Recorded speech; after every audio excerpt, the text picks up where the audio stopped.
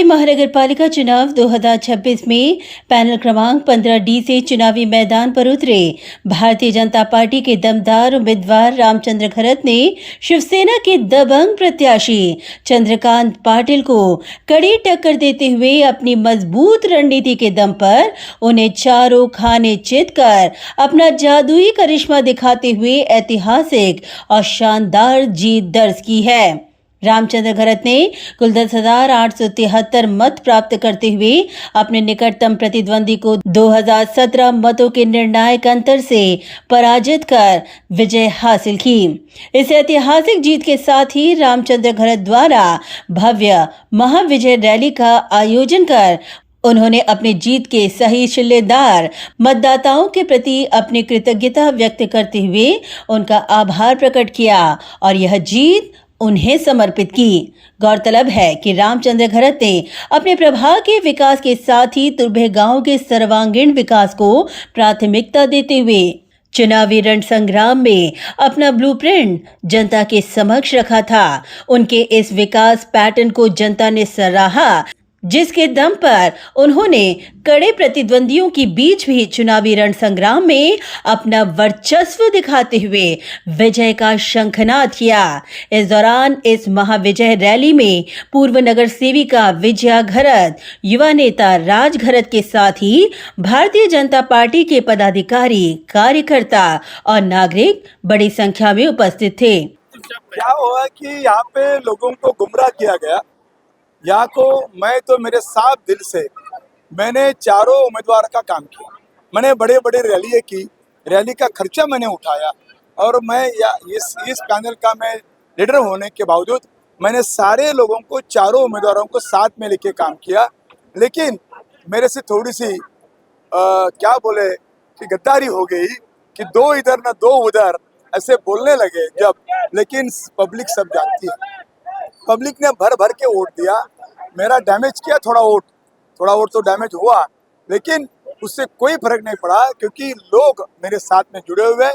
लेकिन ये जो बात है ना, ये आने वाले टाइम में हर एक को भुगतना पड़ती है। जैसे कर्म वैसे उनकी शिक्षा मिलेगी। हमने बड़े बड़े यहाँ पे लोग देखे हैं जिनके कर्म ठीक नहीं थे, उनकी मौत भी ठीक नहीं हुई। तो इतिहास गवाह है कि कर्म अच्छा रखेंगे तो अच्छा अपने को शगुन मिलेगा, कर्म बुरा रखेंगे तो आपको हमेशा अपेशी आएगा और आने वाले दिन में जिसने जिसने वाइट कर्म किए हैं उनको शिक्षा मिलेगी। हमारे नेता ने हमारे देवेंद्र साहब के जो मेरे मुख्यमंत्री है उनका नाम इधर लिखा हुआ है उन्होंने हाथ पे, और उनके साथ गद्दारी की क्योंकि उनकी पार्टी हमारे देवेंद्र की जान अगर किसमें है तो बीजेपी में है, और बीजेपी के साथ जो गद्दारी करेगा वो देवेंद्र के लिए गद्दार है। इसके लिए वो गरीब बच्चों के लिए, आज माथाड़ी के गरीब बच्चों के लिए आप गालियां गलौज करते हो, आप उसको काम से निकालने की बात करते हो। उसने किया क्या? उसने भारतीय जनता पार्टी का काम किया, जो देवेंद्र जी का काम किया उसको आप ऐसे बात करते हो। सम्मानीय गणेश नाइक साहब का भी उन्होंने अपमान किया। जब हमारी रैली जा रही थी, गणेश नाइक साहब ऊपर बैठे थे, उसी टाइम कोई गद्दारी कर रहा था।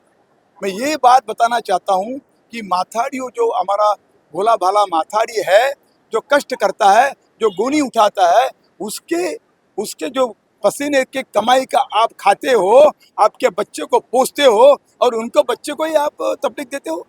तो ये जानकारी मैं अभी तो देवेंद्र से बताने ही वाला हूँ। लेकिन ये कौन सी चीज़ हो गई?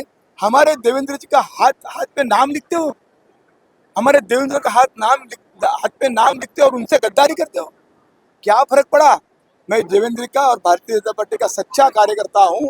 हाँ, मेरे को डैमेज किया होगा आपने, 200-400 वोटों में क्या डैमेज कर सकते हो आप? संगठने का बात करते हो, संगठने को आपने कभी कभी बेच ही डाला है, ऐसा मैं आरोप करता हूँ। तो आप अभी भी आपको मैं क्षमा करता हूँ कि आपने जो हमारे देवेंद्र के साथ जो गद्दारी की है उसको मैं आपको क्षमा करूँगा जब आप देवेंद्र जी माफी मांगे।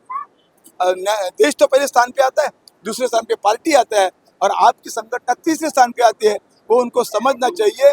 लेकिन मैं उनकी जो मिसेस है उसको मैं बहन मानता हूँ, मेरी छोटी बहन मानता हूँ। इसके लिए मैंने कुछ जवाब नहीं दिया। मैं जीतने के बाद आज मैंने वो जवाब दिया कि आपका जो रवैया था वो गद्दारी का था, गद्दारी का था, गद्दारी का था। मैंने 15 साल में बहुत सारे लोगों के काम किए, लेकिन ये काम करते समय जिन्होंने गद्दारी किए उनके कर्म उनकी शिक्षा दी। ब्यूरो रिपोर्ट, नवी इंडिया नेटवर्क।